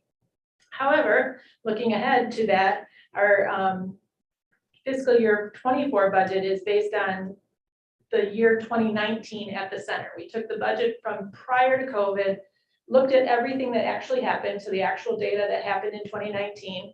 We looked at similar budgets for venues, similar sized and similar sized markets that we managed through VenueWorks. And then we looked at current industry trends to come up with the numbers that came to us in the 24 budget. We look for those bookings to continue to grow, not just our rental business, but we're expanding our self-promoted events. We're working with local and regional promoters to bring in events that they will be looking to route through this area. And as we are talking, even today, I had to update this. We currently have 18 national touring shows booked for the next fiscal year, plus 3 of our youth theater shows are already booked for the spring. We are excited to be able to say that we're holding dates for shows and events every single weekend through the end of this calendar year. We do not have an open weekend. So whether it be somebody that's renting or a touring show or a regional act, we are definitely going to have activity in that building every single weekend. We are looking to think about the theater as back to business, right? So we are back to the level of business activity that we had been prior to the pandemic and growing. And that's our goal, is to continue to grow and bring in more, especially shows. Shows bring in more revenue for us with the tickets that are sold, the beverage and food and beverage opportunities that are sold at shows, and just the overall thrill of the atmosphere. We've had shows in the North Theater and the Center Theater almost every weekend since I've been there. And it's great when you walk into that lobby in the evening and you see all that activity going on. And sometimes the shows start at the same time, but people don't know where they're going. And it's really a lot of traffic cop and directing people, but it's really exciting to see how many people are enjoying being back in the theaters. We're in the process of looking for a new contract for our electric supplier. That contract for the North Shore Center had expired last year, and we've noticed that one of our line items in our budget, that rate has increased our expenditure in that line item quite a bit, almost 24% over the previous fiscal year. And we're also aware that our venue is now almost 27 years old, and we are going to be reaching that time where we need to think about what equipment and part of the facilities will be needing attention. So in that vein, we have achieved a $250,000 grant from the Daniel F. and Ada L. Rice Foundation that is already kicked off the refurbishment of the exterior canopies on both the north and the west entrances to the theater. The work is currently ongoing. We just had one of the entrances closed again today. They've been working around our show schedule and making sure that we have access to the building when we need it. But we started that work in March, and we expect it to wrap up midsummer. And then in conjunction with that project, the North Shore Center Performing Arts Foundation granted us $35,000 to be able to refresh the exterior landscaping. So as soon as the construction work is concluding up there, we'll see some additional and more beautiful landscaping out in front of the venue. So we're very excited about that. Finally, the village was successful in acquiring the $3.6 million DCEO grant from the state of Illinois, which is being used to refurbish the venue interior and exterior areas, replacing areas of the roof, replacing failing HVAC systems, updating emergency lighting, security cameras, a more robust Wi-Fi system, providing a new loading dock door for the North Theater, and so many other projects that will continually roll on as we continue to get those funds. And village staff is completing the final steps to be able to be eligible to request those funds, but we expect that by early summer of 2023. So like HR said, we're thrilled to be here. We're thrilled to be a part of the community. I really enjoy getting to know so many of the business owners and really dedicated people in this community, and I'm looking forward to continue to doing that as well. So are there any questions? Do we still have a hot ticks program? So yes, we still do hot ticks, and we do some other programming with discounting tickets for shows that are not expected to sell out. I will say though, in general, our locally promoted shows, our North Shore Center shows, we have been selling out very nearly every show. That's great. Yeah, that's really good. Oh, hi. You said that electricity is about 24% of your budget. No, that's an increase in that line item, just an increase over the previous year. And some of it's due to activity, as you can expect from, from fiscal year 22 to 23, we definitely had an increase in activity in that building as well. What would it take to get solar panels on the building, and have you looked at that? I do not know, and I don't have an answer for that question, but it's something that we could certainly look into. I don't even know how the roof structure is as far as, where's the person that was just here with that question? I will look into that. That's a good Part of this question. year's budget is also a solar panel feasibility study, which will look at the center amongst other villages. That's awesome. Thanks, Alex. Last year, we were actually just trying to keep everything where it is. Yes, exactly. Yes. So being able to look ahead and look at brighter skies is much better. Is there a youth summer program there for drama? For drama, I believe the North Light Theater does a small summer program, but I don't know, I think that had been stopped during COVID, and I don't know how far back they are in building that up again. Do you know, Terry, anything about it? I have not heard much about that. I do know that it did exist, and I know that they've talked about a smaller program, but I don't know how much time it will be to be able to use that theater. I don't think we ever restarted it. Yeah, probably not. I think it's just a smaller, like not even a camp. I think it's just going to be part of one of their ongoing shows that they will bring kids in to be able to see how theater works. It would be more like a large internship Correct. type program. It'd be short in duration and limited in the number. Thank you. Thanks. All right. Thank you all very much. Thank you. Welcome. Thank you. I'm excited to be here. I'll be Welcome honest. back to Illinois. Thank you. I just got my license plates and everything all back in order. Real official. Make sure you get the city. I got them too. Thank you. You too. So good to see you. Thank you. All good? Yes. Wonderful.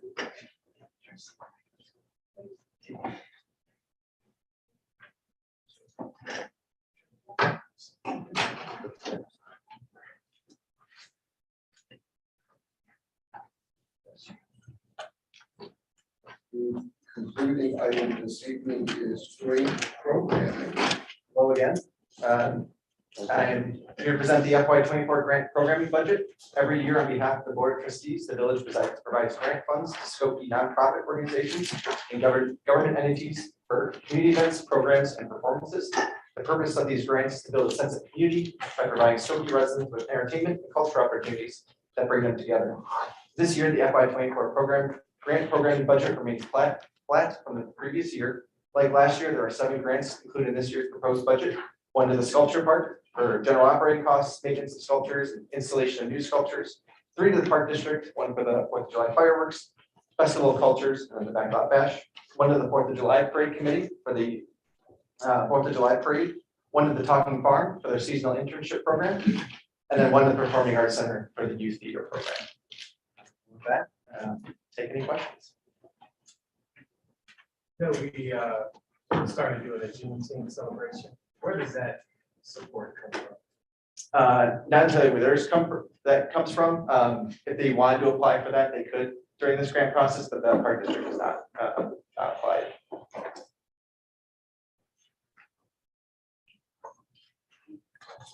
My recollection, there's no financial contribution from the village. It's in other ways that we've been supportive of it.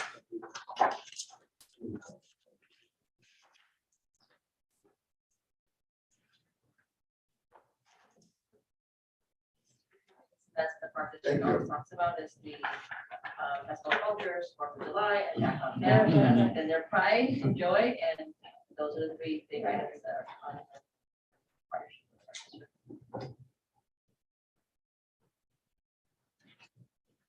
Thank you. Thank you. Ella. Thank you. Thank you. Any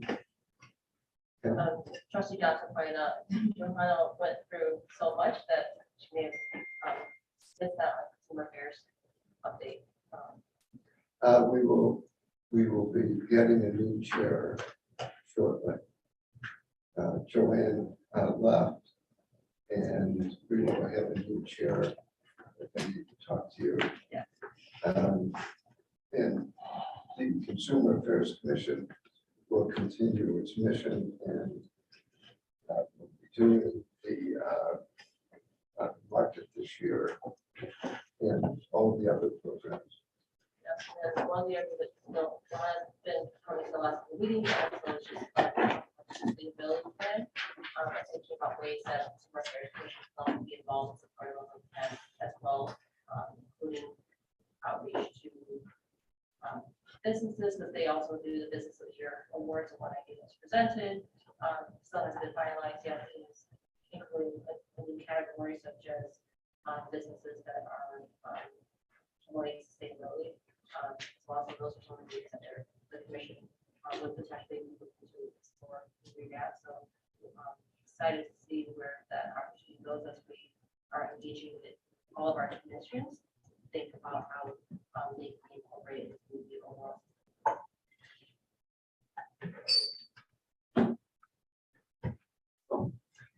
I didn't mean to bring this discussion up at the very end. I meant to do this at the end of the board and commission section. But I sent an email to some board. Just wanted to throw out this discussion item. Possibility in fiscal year 24 of merging our planning commission and our ZBA. I've been thinking a lot compared to this meeting about Brian's presentation last year, which was very similar tonight about declining cases. I know in the past 12 months, they've had like kind of less than an hour. I just wanted to throw out the question of, at this point, is there a need for an independent ZBA? Or is this something that we could consolidate? May I answer? I was chairman of the zoning board for about 17 years. We dealt with side yards, we dealt with impermeable surfaces, we dealt with fences, fence height, and this was a board of final determination. As far as building height and front yard off-street parking, we were a board of recommendation. The zoning board, because of changes in the zoning ordinances, their caseload, as you heard, went down to nothing. But now, I don't even know how to say this. There has been things that are in the works right now that can give the zoning board, correct me if I'm wrong, approximately 100 cases a year, mostly regarding signs. You know, that's why I thank Brian for being patient, because his people were very, they didn't want to waste their time either. So the need to take it, to get rid of it makes no sense to me at this time. Now, the thing about the boards is that they work together. Is your reason to combine them only because they haven't had the cases in the last few years? I was just wondering if we could streamline it just for the sake of simplicity. And I know I've listened to it. I know a lot of communities have thought about this. And I really haven't done a ton of research about this, but it seems like a lot of communities are dealing with kind of the exact same situation we're in, just a declining cases for their ZBAs. It seems like that's been kind of one of the main reasons in a lot of communities for this. The zoning board is created by the state of Illinois and the ordinances of the village of Skokie for the purpose in granting relief from the very strict terms of our zoning ordinances. The decision of the board to either grant or deny relief is based upon the evidence that's presented to it. These are cases that are heard. These are people who come, and these are their only exposure for most of these people with the village. Brian, who has been an excellent chairman, has kept rules on that were put in place years ago. And he has had great success. His caseload has gone down. But if you would have come to us before you made this, you would have known what was in the works. So, and like I stated earlier, there's possibly 100 cases a year that are gonna start the year. And mostly it's signs, can I say that? Even though I did, and that laws change and signage is the only way I can put it. I'm not the attorney. So to do away with the zoning board, I think would be a mistake at this time.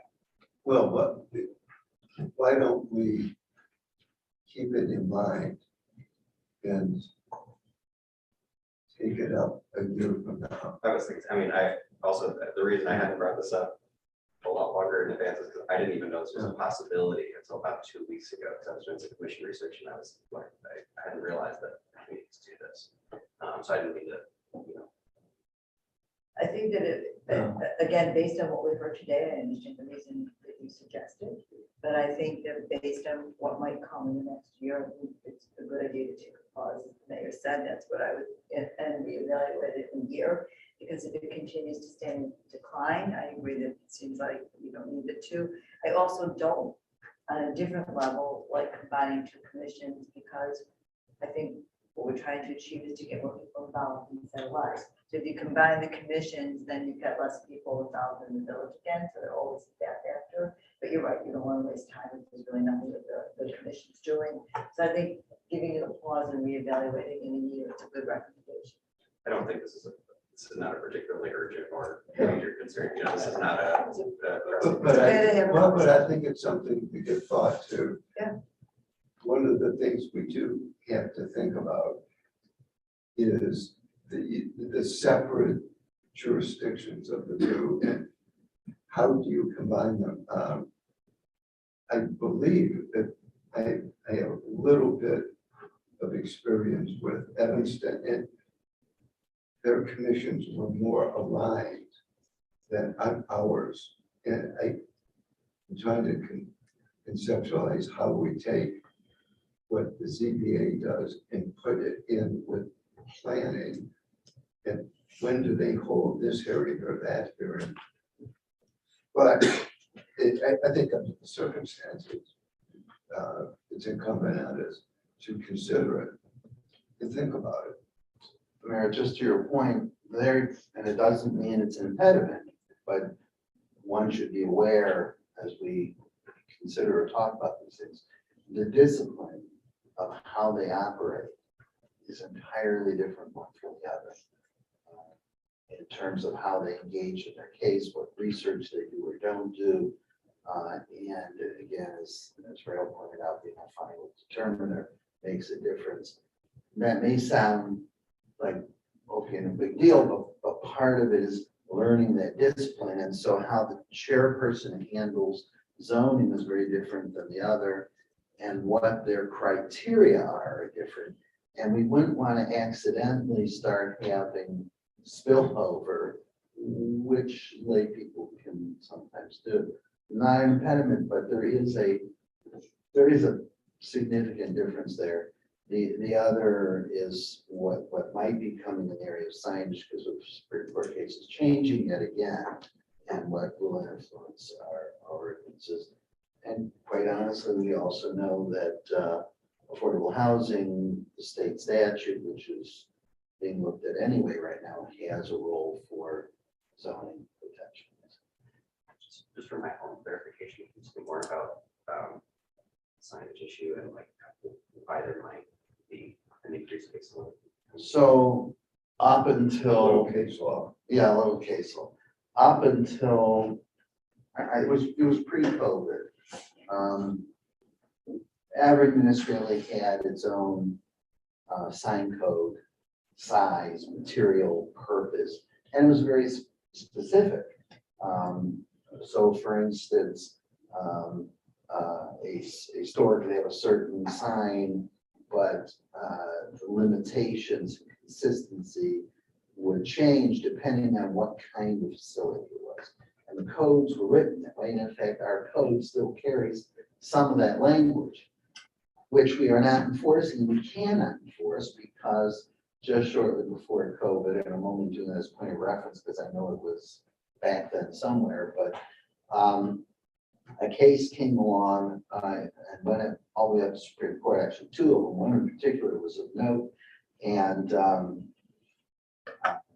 the determination in a oversimplified way was you shouldn't have to read a sign to know how to enforce it.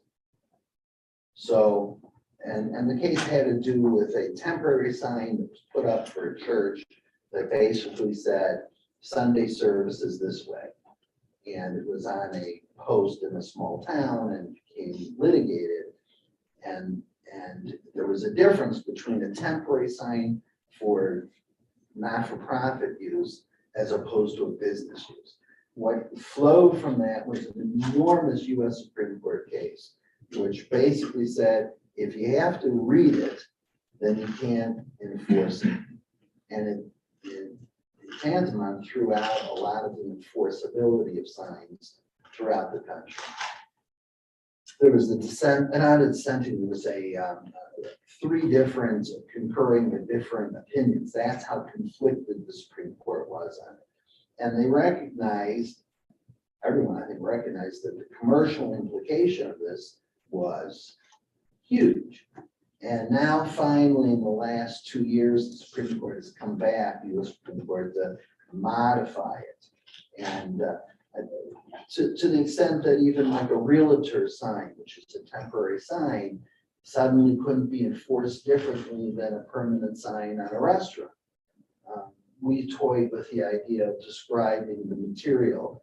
I actually took this to a national convention where there was some activity on that. If you can't describe what's on it, you could say that a sign that is made out of a certain material and a 1/4 inch is treated differently than a sign that is lit up and, in a metal frame.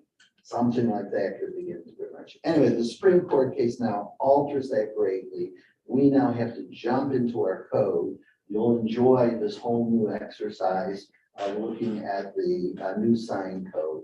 And from that I would suspect, come a lot of zoning cases. And that's where we would send that kind of stuff, because it would be a final determiner. There's no reason for that stuff to go through any other commission and to the board. That's kind of what's there. I don't know if that's helpful, but I just gave you everything. No, this is super helpful. So I think I've been kind of wondering, either is there an expanded role for the ZBA, or I guess I feel like the way it's currently going, I feel like it either needs an expanded role or it kind of needs to be consolidated. That's kind of my gut reaction. Trustee Klein indicated, and I think it's exactly accurate, the biggest down factor in their caseload came from the change in our fence ordinance. For And 17 years, we average between 72 and 75 cases a year. And so the desire has been for a while to look at other areas that would be appropriate for that commission. Again, because their discipline and how they approach cases is very different than planning, and it's a final determiner. There's a great benefit of that to the average resident, and to try to sort out in one meeting which is which. This is part of it. Oh, I'm sorry. We staff those commissions differently. Can you explain, like, I think Johanna does. Sure. Is doing the plan commission and Brian does the zoning board. So what's that thing? What's that thinking? It's different expertise, and so the community development director staffs the plan commission and is bringing through site plans and worked with development that's coming to town. And the ZBA is staffed by the building department and works through the areas that property owners are seeking some type of relief for. And so Brian Augustine, zoning administrator, is the staff person to the ZBA. So you're considering it as different expertise for each of those. So that says something too then. That they're,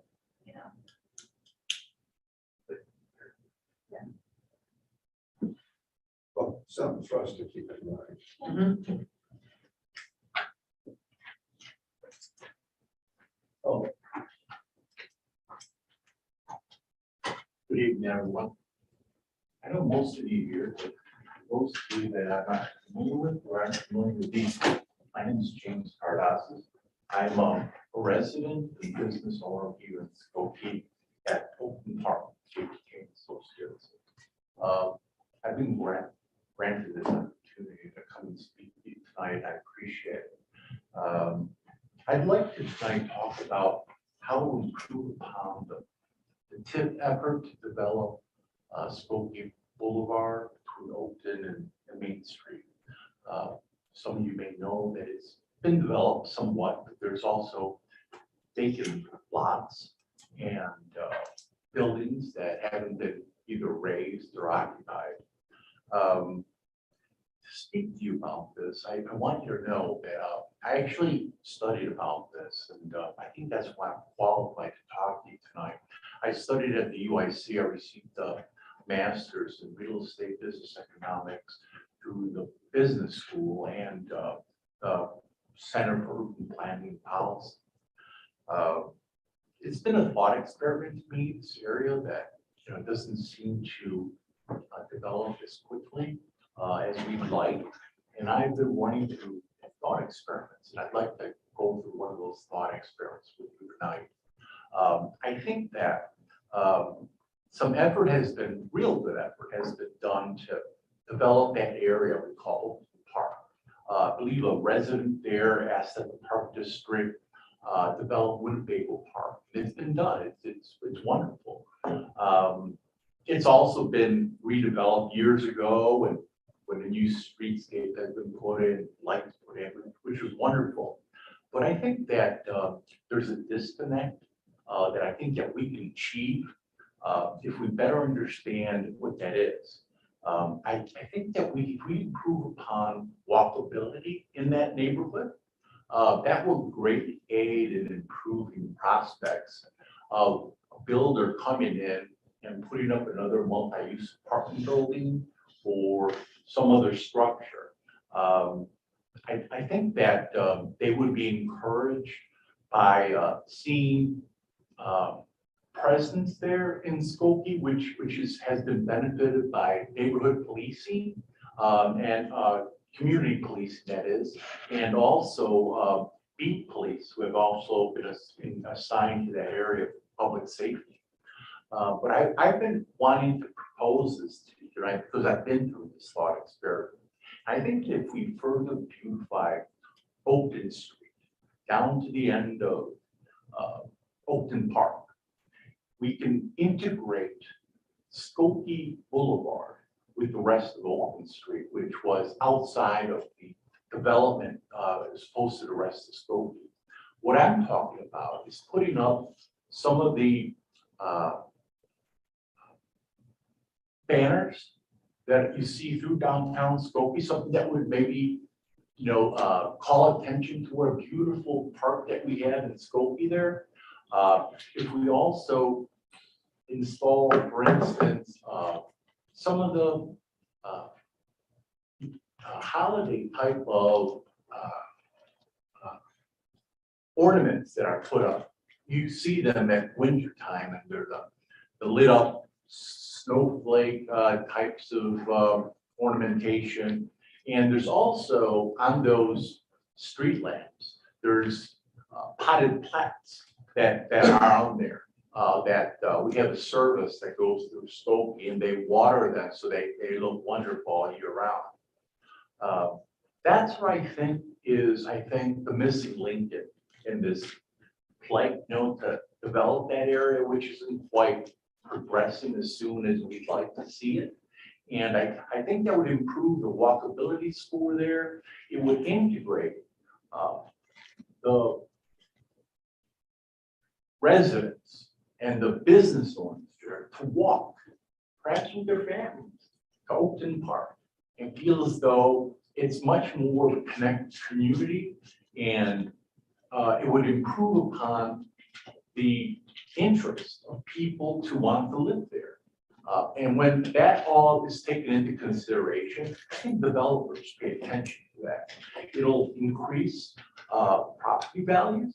It will increase patrons to that area. It'll increase some of the storefronts which are empty at this time to come and to open businesses there.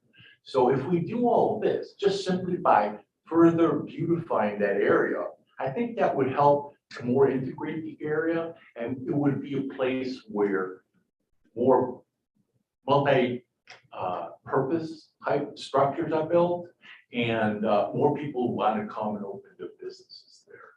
So that's the experiment that I'd like you to think through tonight. When you pass through there and you see those vacant lots, and you see those storefronts which are unrented, I'd like you to ask yourselves, why is that so? They're brand new, they're on a very popular drive which has a lot of traffic. Why do they remain empty, as has been the case for years? And I think that if we do all this by further beautifying that area and connecting it together, it'll better and more quickly achieve the purpose we're striving for. I understand that this is not something on this list, that's not budgeted. So I feel it's important to come here and present this to you tonight so that a budget allotment can be done for this. I think it serves the purpose of the TIS district there by doing this. And I think that we'll all be very proud of it when we come time to have the 4th of July parade, that the bandstand is always there and we'll be able to see it at that time, or when the Festival of Cultures is there as well. It'll be noticed at that time. And that type of exposure from people may raise the question, hey, I want to live here. Hey, I want to have business here. Hey, maybe I want to come in with somebody I know that does development and buy that empty property and put up family and multi-purpose type buildings. That's something that I wanted to present to you tonight. And I'm willing to answer any questions you may have about this thought experiment and think through this with you so that we can better, achieve, the purpose of bolstering that, that TIF district. Any questions? Thank you. Appreciate your time. Good to see you, James. Do you want to say? Oh, no. Okay.